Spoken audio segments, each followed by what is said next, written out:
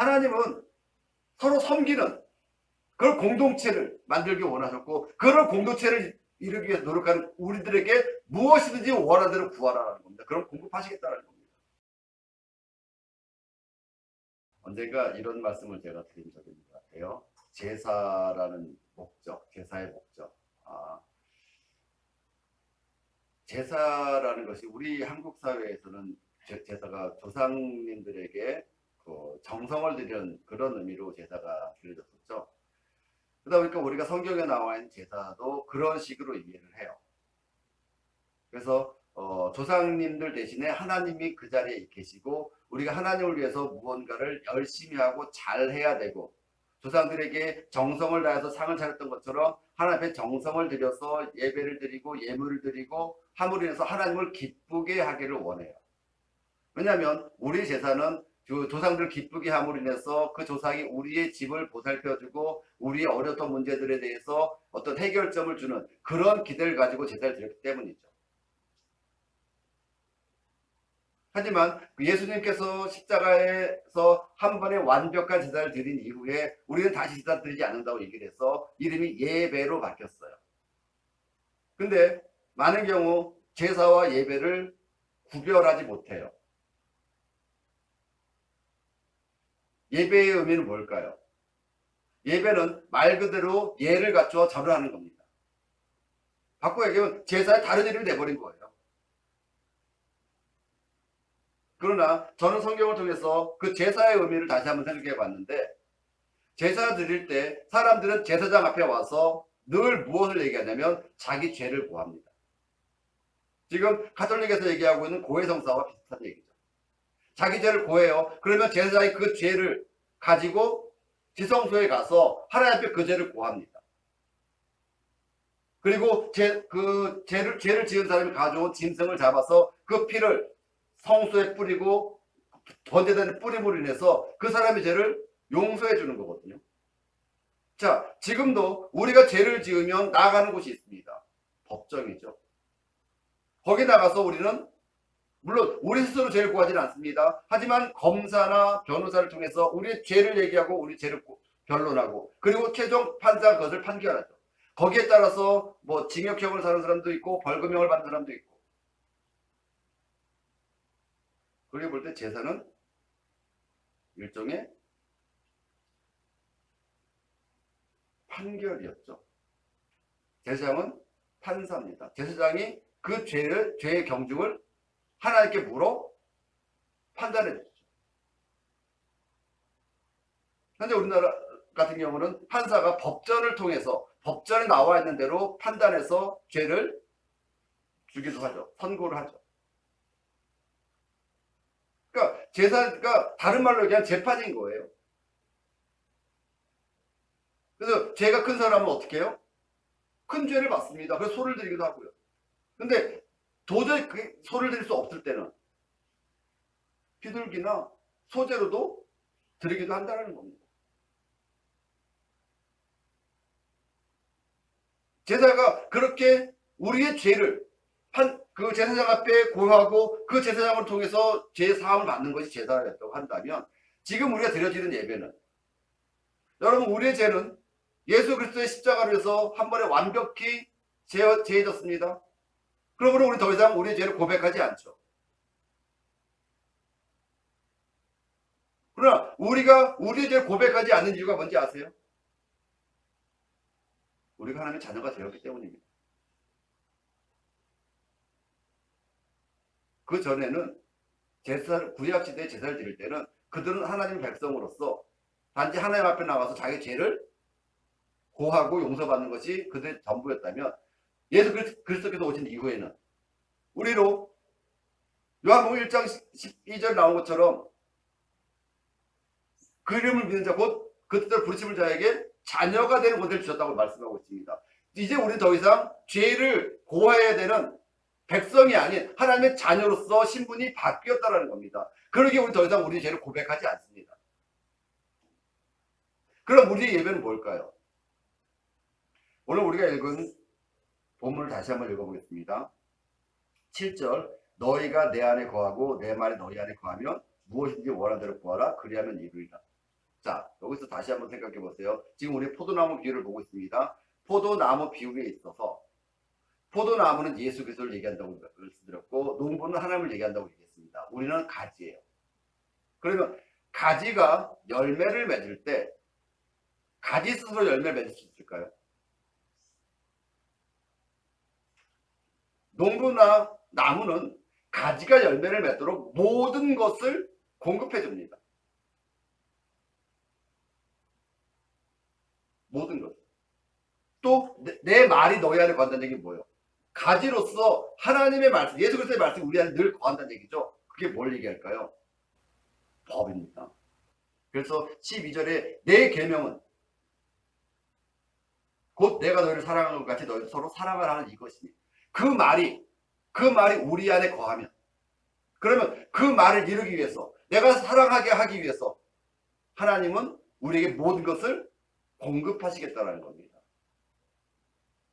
근데 우리는 이 말을 어떻게 이해했어요? 우리 스스로 우리에게 적용해서 이해하다 보니까 아, 내가 성경을 많이 읽으면 하나님께서 우리에게 복 주시겠구나, 우리가 구하는 거 다 들어주시겠구나 정도로 이해할 수밖에 없다는 거죠. 왜 그럴까요? 이 말의 주체가 바뀌었기 때문에 그래요. 영어와 우리나라 말의 가장 큰 차이는 뭔지 아십니까? 영어는 거의 모든 말에 주어가 있다는 겁니다. 나나 너나 우리나. 근데 한국말은 주어가 참 많이 빠질 경우가 많습니다. 이거 할 수 있어? 라고 얘기할 때 네, 할 수 있습니다 정도로 끝나지만 영어는 You can do it. 너 할 수 있냐? I can do it. 내가 하겠습니다. 주어가 명확하다는 거죠.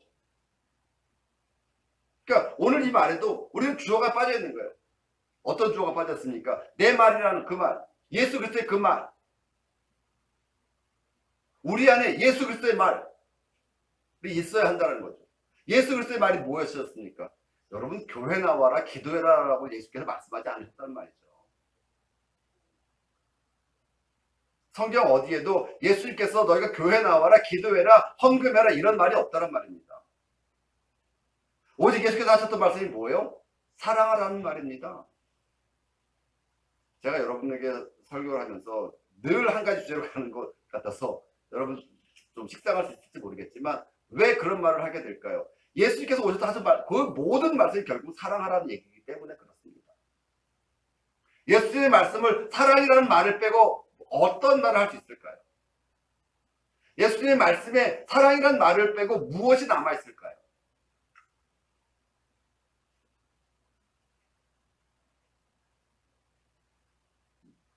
무엇이든지 원하는 대로 구하라. 그리하면 이루리라. 이 말이 우린 너무 좋죠? 그래서 막 구합니다. 욕심대로 달라고 합니다. 근데 하나님께 주시던가요? 아니요. 그렇게 이해하면 안 된다는 겁니다. 내가 하나님의 말씀대로 사랑하며 살려고 할 때 필요한 모든 것을 뭐 하겠다는 게 공급해 주겠다는 거죠. 왜? 열매를 맺게 하기 위해서. 내가 말씀이 내 안에 거함으로 있어서 내게 나오는 그 모든 것이 열매가 되는데 그 열매가 아름다워야 하지 않겠습니까? 농부는 나무가 아름다운 열매를 맺게 하기 위해서 모든 것을 쏟아붓습니다. 바꿔 얘기하면 하나님은 지금 우리를 통해서 아름다운 열매를 맺기를 기대하고 있는데 지금 여러분은 어떤 열매를 맺고 계십니까?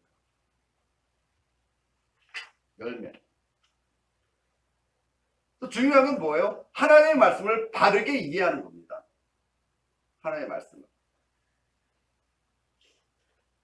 우리는 하나님과 계약을 맺은 사람들이라고 말씀드렸습니다. 어떤 계약을 맺었어요? 내가 하나님 안에 거하고 하나님의 말씀이 내 안에 거하고 해요. 너희가 내 말대로 살면, 너희가 내 말을 지키면, 너희가 내 말을 들으면 그냥 교회 다니면 기도하면 헌금하면이란 말이 없습니다. 성경에는 너희가 내 말을 듣고 너희가 내 말을 지키면이라고 말씀하고 계시죠. 우리는 그 말씀을 듣고 그 말씀을 지키기 위하여 이곳에 모인 자들입니다. 우리는 기도하러 교회 나온 자들 아니고 예배하러 교회 나온 자들이 아니고 헌금하러 교회 나온 자들이 아닌 하나님의 말씀을 듣고 하나님의 말씀을 지키기로 작정하고 나온 자들이 그리스도인이라는 것입니다. 그러기에 우리가 하나님과의 관계에서 가장 전제되어야 될 것이 무엇이냐면 우리 안에 하나님의 말씀이 있어야 한다는 것입니다. 그것도 바르게 이해된 하나님의 말씀이어야 하죠. 구약은 옛 이스라엘에게 주어진 하나님의 약속이 있었죠. 신약은 오늘날 우리에게 주어진 약속입니다. 오늘 우리는 계약 공동체라는 이름으로 불려지고 있습니다. 그 계약 공동체에 있어서 가장 중요한 건 하나님에 대한 바른 이해입니다. 그러나 두 번의 계약 공동체에게 주어진 그 말씀에 대해서 누구도 그 말씀을 바르게 이해하지 못했다라는 것이죠. 옛 계약 공동체가 어디서부터 망가진지 혹시 아십니까? 옛 계약 공동체의 망가짐이 어디서부터였는지, 물론 사사시대 때에도 하나님의 말씀이 희귀했다고 말씀하고 있습니다.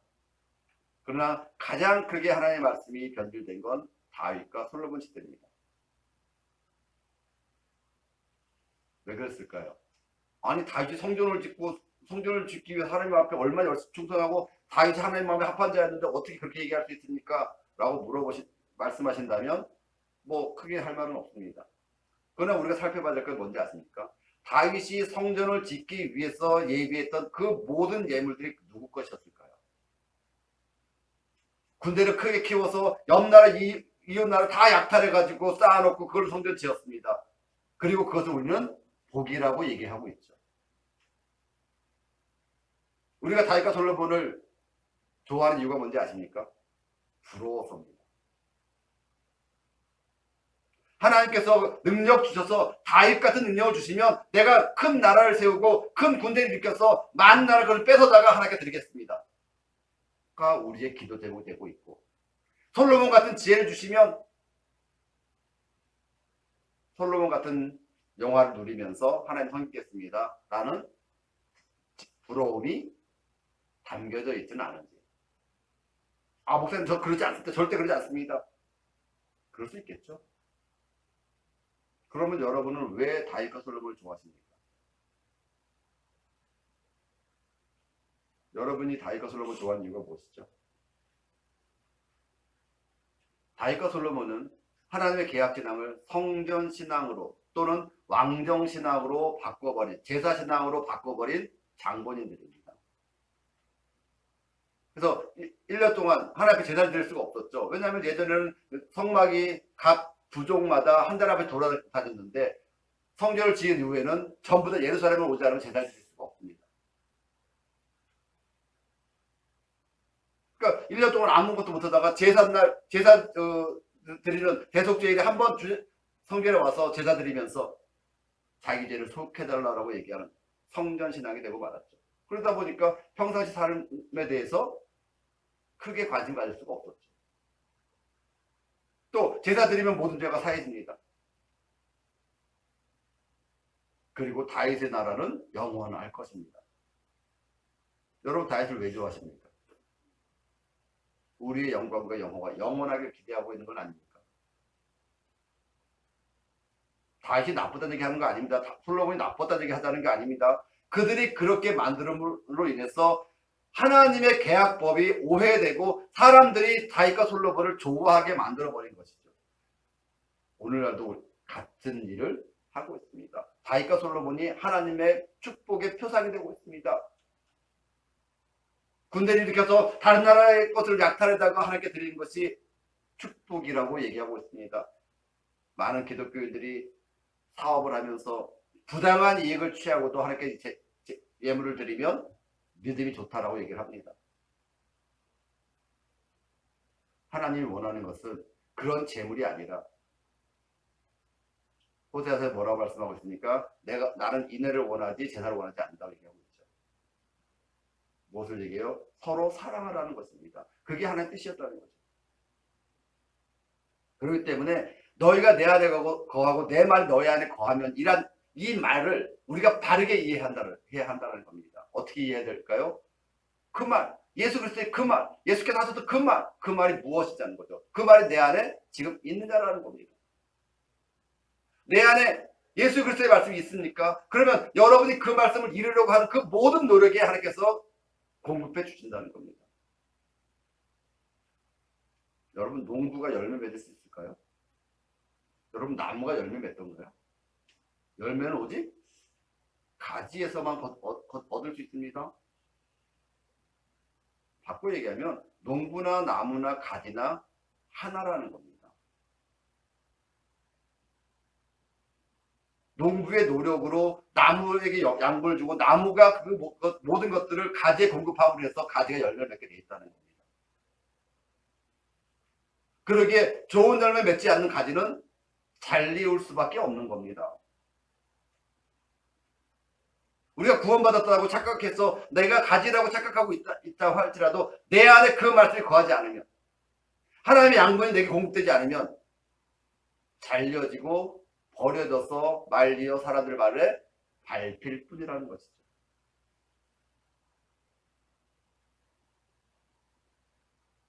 가지는 농부가 열심을 내서 열매를 맺도록, 열매를 맺기까지 최선을 다해서 보호하고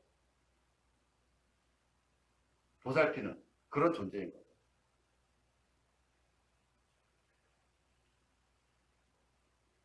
그러면 우리에게, 하나님께서 우리에게 원하는 열매는 무엇일까요? 농부에 있어서 가장 기쁨은 뭐예요? 좋은 열매를 많이 거두는 거겠죠. 그럼 우리에게 뭘 기대하고 있습니까? 우리에게서 좋은 열매를 맺기를 원한다는 겁니다. 우리에게 어떤 열매가 맺히고 있나요? 여러분에게 어떤 열매가 맺히고 있나요? 그 열매에 대해서 바울은 우리에게 사랑과 희락과 화평과 온유와 자비와 양성과 오래 참음과 절제를 얘기하고 있습니다.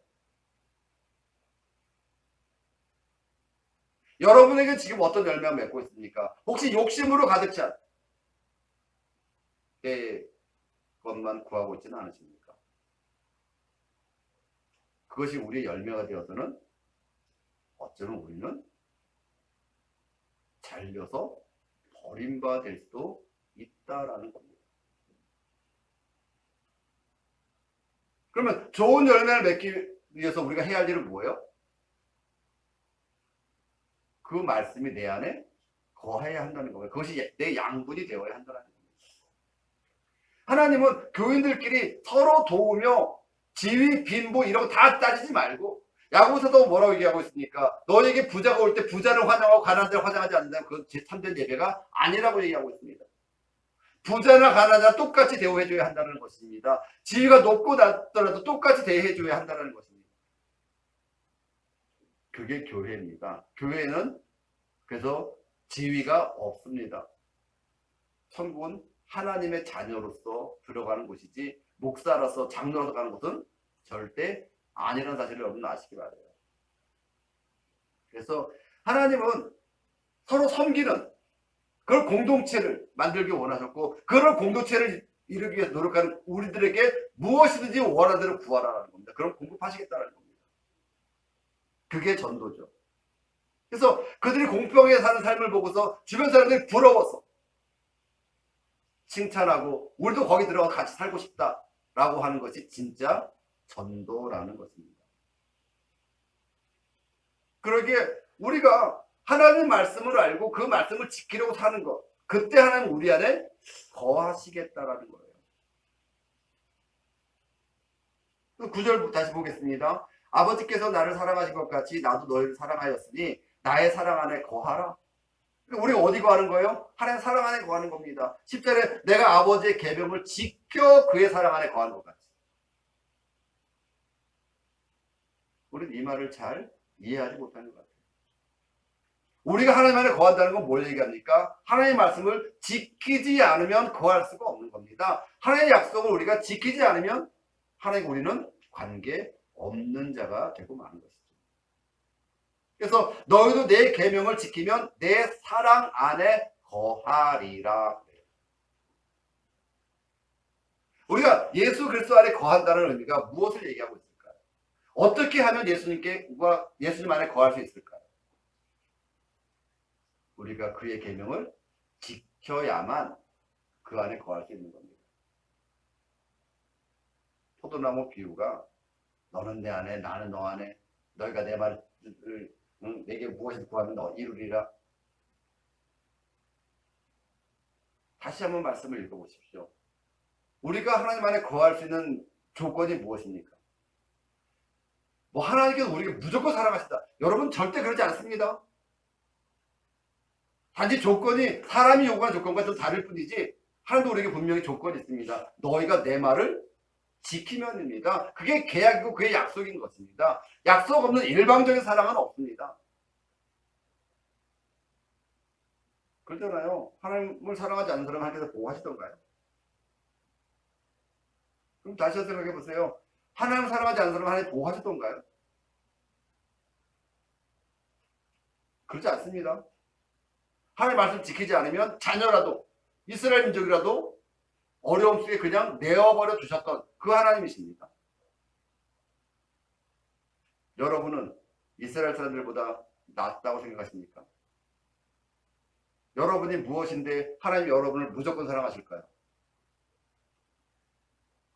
여러분이 무엇이길래 예수 그리스도께서 십자가를 지시면서까지 여러분 사랑하셨을까요? 하나님은 지금 여러분을 믿고 계신 겁니다. 너희가 내 말 안에 거할 것이라고. 그리고 너희가 내 말 안에 거하면 내가 너희와 함께 할 것이고 너희가 내 말을 지키면 나의 사랑 안에 거할 것이다라고 얘기를 하죠. 그러면서 뭐라고 말씀하시냐면 이제 너희를 종이라 하지 않냐고 친구라 하겠다고 얘기합니다. 왜 친구라고 부르겠다는 거예요? 종은 주인의 비밀을 알지 못합니다. 하지만 친구에게는 모든 것을 털어놓고 비밀도 얘기할 수 있는 사이가 되기 때문이죠.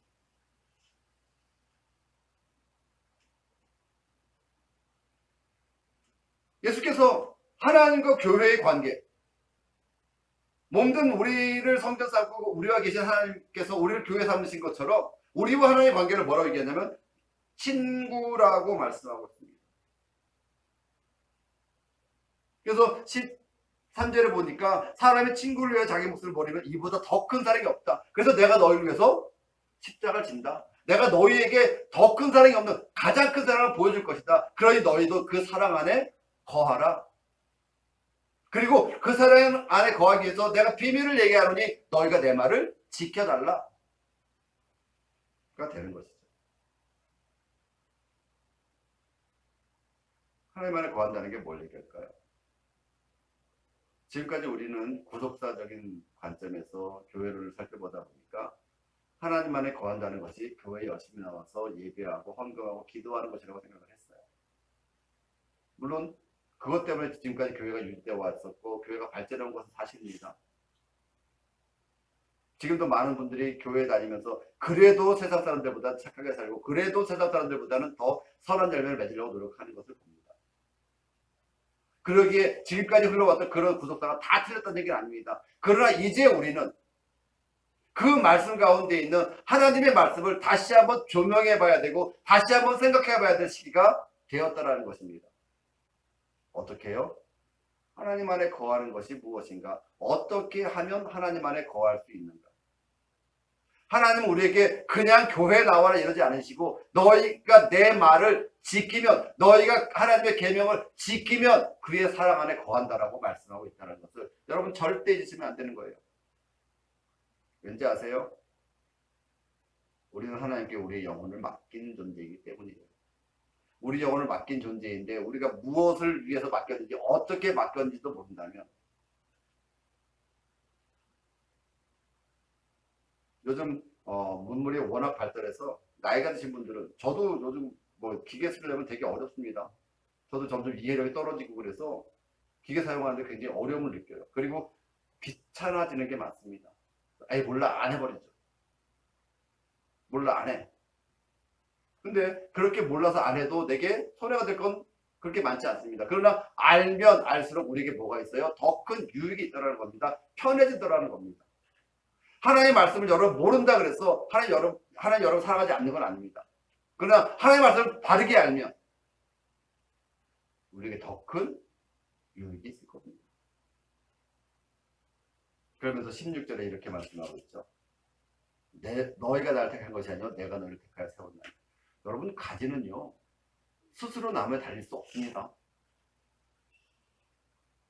가지가 스스로 나무에 달리는 건 아니죠. 나무가 아픔을 내어서 가지를 찢어내는 거죠. 나무가 가지를 낼 때 아픔을 이기고 찢어내는 겁니다. 그리고 그 가지에 열매를 맺었을 때 나무로, 물론 나무에게 생각이 없으니까 나무는 뭐 모르겠지만 어쨌든 그 나무는 좋은 나무가 되는 거예요. 하나님은 우리를 택할 때 우리가 좋은 가지가 되어서 좋은 열매를 맺을 걸 기대하고 우리를 찢어내셨다는 거죠. 당신의 목숨을 내어주면서.